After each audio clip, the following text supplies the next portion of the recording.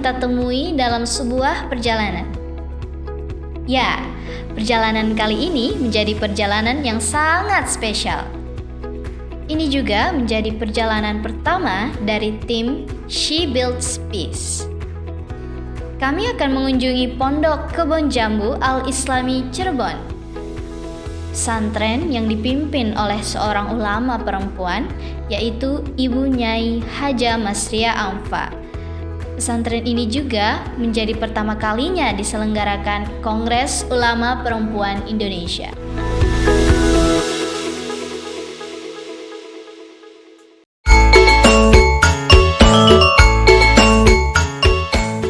Ngomong-ngomong tentang Cirebon, ternyata ada banyak hal yang menarik dari wilayah ini. Salah satunya tarian Ronggeng Bugis. Tarian asal Kabupaten Cirebon ini bukan sekedar tarian. Tarian ini menjadi gambaran bahwa perempuan memiliki peranan yang penting dalam sejarah Cirebon. Dahulu saat Kerajaan Galuh dan Kesultanan Cirebon berperang, Sunan Gunung Jati memberikan misi telik sandi kepada Nyimas Gandasari. Untuk menunaikan misi tersebut, Nyimas Gandasari menyamar menjadi penari ronggeng di wilayah Kerajaan Galuh. Atas kecerdikan dan keberaniannya, Nyimas Gandasari menjadi ikon sejarah Cirebon. Bahkan, salah seorang sejarawan menyebut Nyimas Gandasari sebagai cikal bakal Srikandi Indonesia.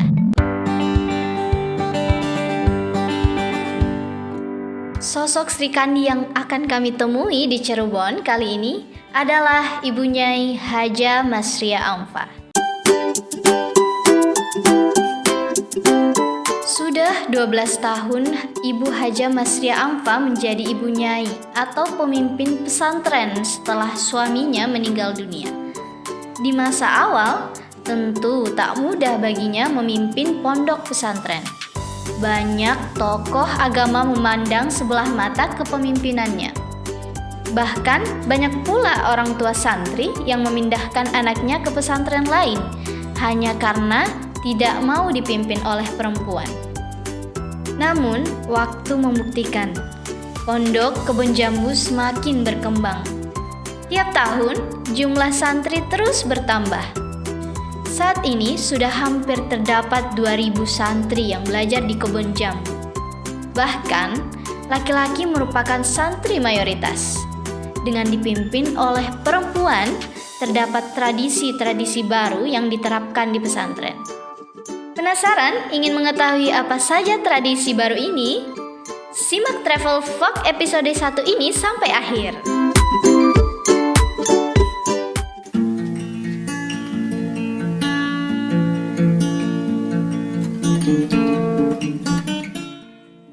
Jadi karena pesantren ini adalah pesantren yang patriarkis, tentu kita menghadapi perjalanan-perjalanan yang sangat amat tidak mudah, sangat sulit.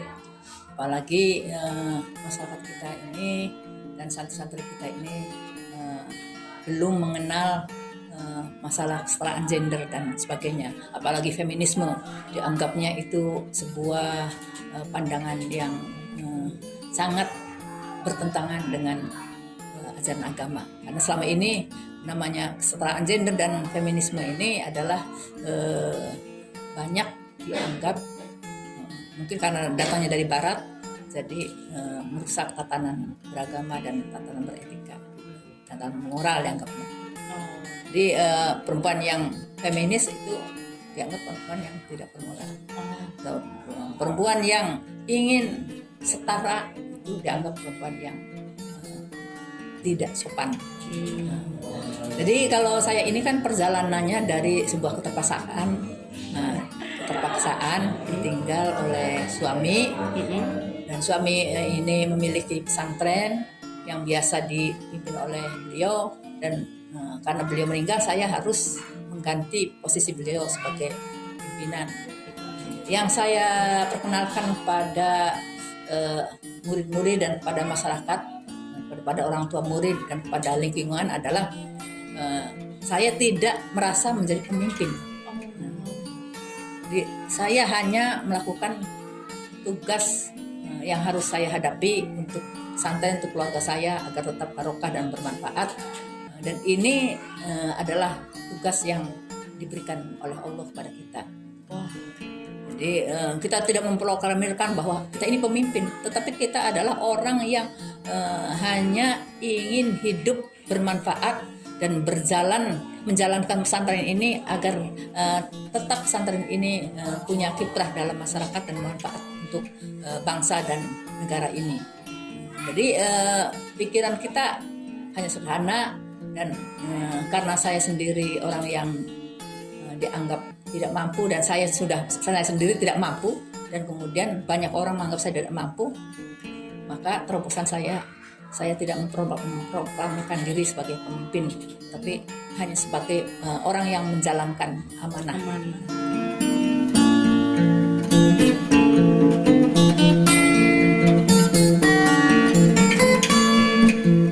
Tidak percaya terhadap kemampuan perempuan, kemudian kurang respect apa yang dilakukan oleh perempuan, walaupun itu dianggapnya, walaupun itu berupa kemajuan lah, tetapi sepertinya banyak sekali yang merasa berat untuk mengesahkan itu dan untuk mengesahkan selamat kepada kita yang sudah mampu memimpin dengan diberi anugerah kesuksesan dari Allah Subhanahu wa taala.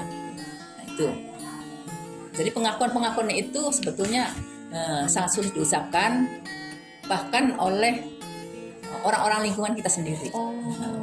Tetapi karena kita punya prinsip hidup bukan untuk diakui, tetapi bagaimana kita ini hidup memberi manfaat kepada yang lain dan bisa berguna bagi nusa dan bangsa. Kita bukan mencari image, kita juga bukan mencari agar kita diakui. Yang penting kita ini bekerja semampu kita. Catatannya penting banget ya, bekerja dan semampu kita. Itu tidak mencari pengakuan dari yang lain. Ini buat teman-teman muda, ingat ya catatan dari Ibu Nyai, jangan sampai mencari pengakuan dari orang lain gitu. Ini benar-benar catatan paling penting yang bisa kita ambil dari Ibu Nyai. Tapi sehubungan dengan berjalannya waktu dan kita banyak mengerjakan apa yang dianggap penting dalam untuk perempuan khususnya. Nah, akhirnya pengakuan itu datang sendiri dari berbagai komunitas, dari berbagai orang-orang yang datang, tamu-tamu, baik mereka dari komunitas musik ataupun politik ataupun dari akademisi. Dan banyak sekali dari universitas mengangkat dalam disertasinya ataupun untuk S1, S2 dan S3 mengangkat cerita kesetaraan gender dan feminisme yang saya jalani. Padahal itu sama sekali di luar tujuan saya. Dengan dipimpin oleh perempuan, ada banyak kultur-kultur baru yang mulai diterapkan di pesantren ini. Pertama, pesantren ini mulai terbuka dan membangun komunikasi dengan orang-orang yang berbeda. Tidak jarang, kebun jambu menerima kunjungan dari orang yang berbeda agama dan keyakinan dari dalam negeri hingga luar negeri. Kedua, perempuan juga bisa mengajar di pengajian laki-laki. Yu'awa, adik dari Ibu Nyai Haja Masriah Angfa misalnya, sudah mulai mengajar di pengajian laki-laki. Ini menjadi terobosan baru di lingkungan pesantren.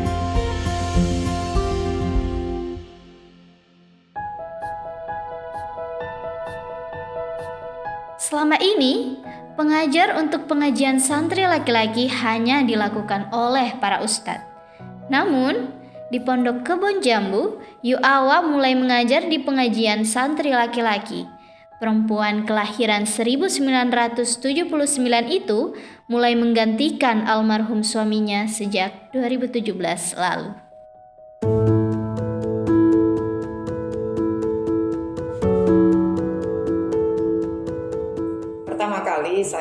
mengajar di Pondok Putra. Kebetulan berarti setelah meninggal almarhum suami saya, yaitu Kiai Haji Asror Muhammad. Pada saat itu saya mengambil alih pengajian-pengajian suami, kemudian diisi oleh saya, di antaranya pada waktu maghrib dengan waktu asar.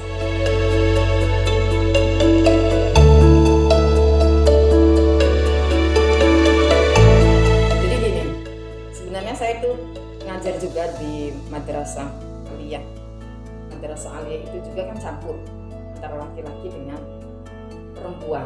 Tapi perbedaannya dengan pesantren itu beda. Padahal itu di dalam ya, dalam pesantren. Tetapi untuk perasaannya dan untuk penilaian-penilaiannya itu berbeda sekali. Penilaian ketika saya ngajar di sekolah itu biasa.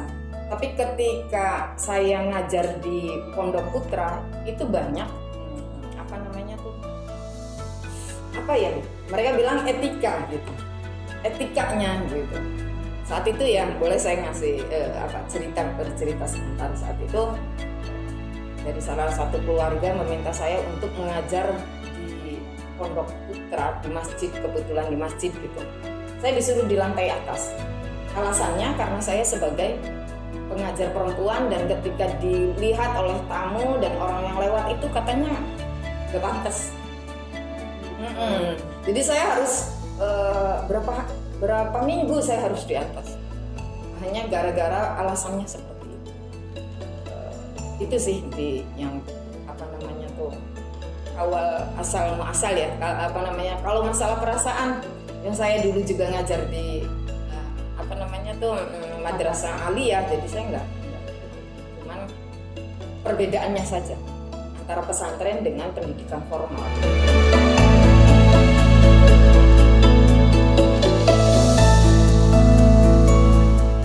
Saya melobi lagi, kedua kalinya saya melobi lagi.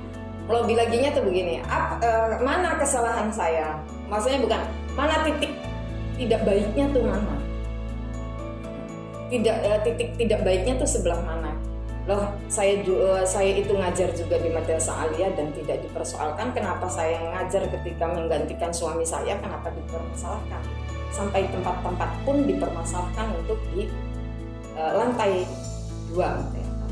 Nah saat itu baru diantaranya kakak saya yang laki-laki itu juga memperbolehkan. Cuman dia bilang, mental kamu siap enggak? Kata saya, enggak masalah. Itu pertama kali kakak saya yang laki-laki itu mungkin karena kakak saya laki-laki mungkin karena merasa kasihan saya sebagai perempuan, barangkali secara mental dia ini ya. Terus ketika itu enggak apa-apa. Saya mengisi mengisi kesibukan saya dengan hal yang seperti ini, insya Allah. Mungkin saya bilang ini kesembuhan saya untuk dari suami yang tidak ada, sehingga saya menyibukkan dengan hal-hal yang tadi dilakukan oleh suami saya lakukan. Sehingga untuk masalah mental saya rasa tidak. Iya perlu proses, walaupun prosesnya saya bagaimanapun tidak ada pilihan lain kecuali saya siap untuk penilaian kepada saya yang seperti apa saya siap.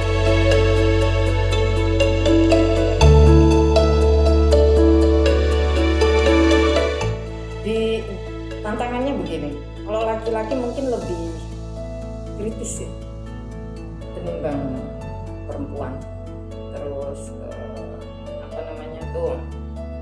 pertanyaan mungkin karena saya adalah orang pertama kali yang mengajar sebagai perempuan terus ngajar di laki-laki. Mereka sempat ada bukan penolakan, jadi kayak sempat ada kikuh gitu antara saya sebagai guru perempuan dan mereka mayoritas. Jadi saya waktu pertama ngajar sampai sekarang itu pertama kali itu ya sampai sekarang ya, kalau ngajar sore itu sekitar 400 santri laki-laki. Nanti nih sore nih saya sore itu ngajar sekitar 400 gitu. Tapi kecenderungan mereka itu karena sudah dididiknya di pesantren sehingga main-main saja sih, baik-baik saja. perbedaannya mereka lebih kritis saja. Ketimbang santri perempuan, santri laki-laki ini lebih kritis sih. Maksudnya kritis itu mungkin karena saya sebagai perempuan sendiri gitu, siaplah umpamanya sampai kalau penggojlogan, kalau hal-hal yang ini karena keterkaitan yang kita ini berada di pesantren yang berbasisnya itu adalah akhlak, jadi Tidak ada penolakan. tidak. Berarti ketika pertama kali mengajar, santri sendiri tidak menolak untuk mengajar. Enggak. Yang ada penolakan itu dari lingkungan luar.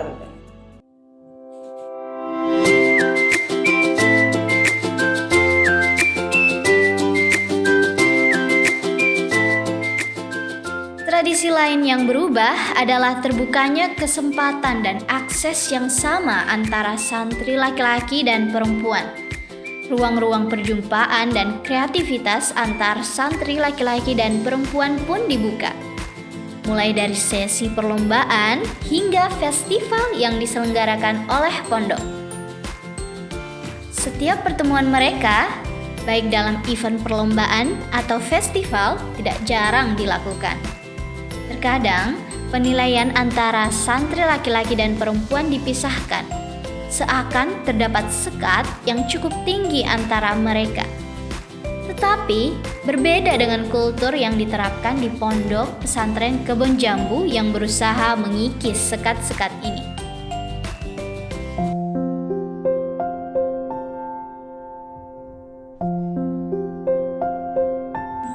Sekarang kayaknya kurang lebih sekitar 1.600 sekian. Wow, 1.600 ya, lumayan banyak dan bukan lumayan lagi ya, memang udah banyak.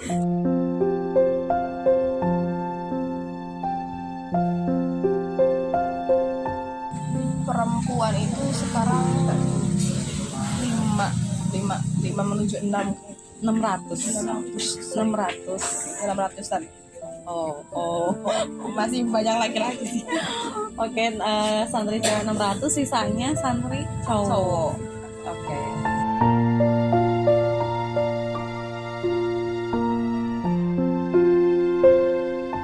Ada setiap 1 minggu sekali itu ada pengajian satuan.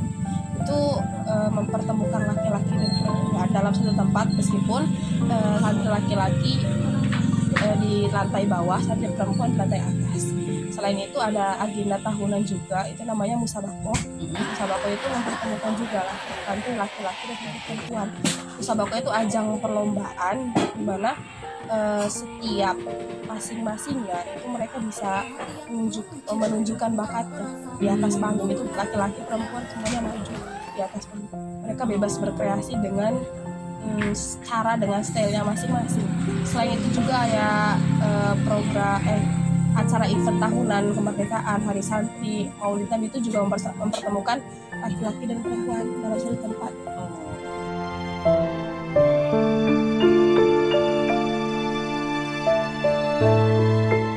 Ada juga. Itu berapa bulan sekali kan? Nggak tertentu sih. Kemarin itu ada dari kuliah umum, itu dari mana, dari Bandung. Itu santri laki-laki dan perempuan Itu bareng.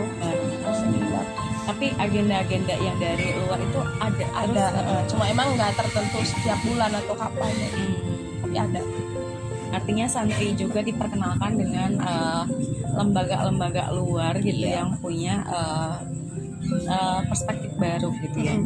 Artinya dari santri sendiri nggak kaget gitu ya dengan budaya yang bukan budaya, dengan kegiatan-kegiatan baru ketika dia keluar dari pesantren gitu ya.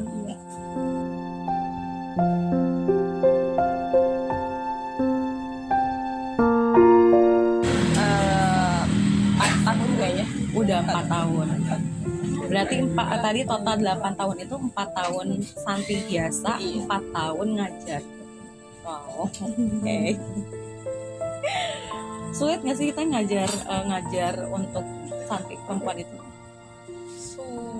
Dibilang sulit, iya, dibilang mudah juga. Sulitnya kayak lebih ke kitanya sih, membangun kepercayaan dirinya tuh pasti awal-awal itu rada susah banget.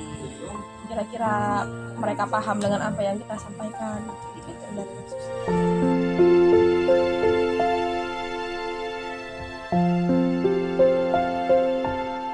Kayaknya enggak seperti itu.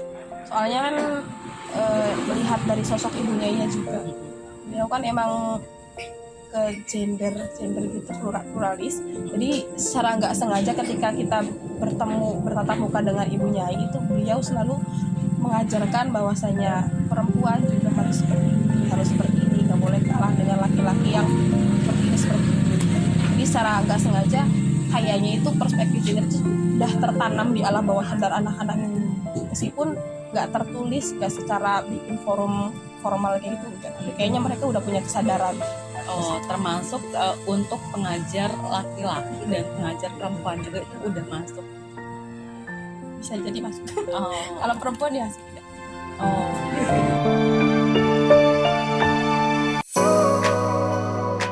Perubahan-perubahan yang dilakukan oleh Ibu Nyai Haja Masria Angfa ini perlahan menjadi kultur baru yang hadir di pesantren.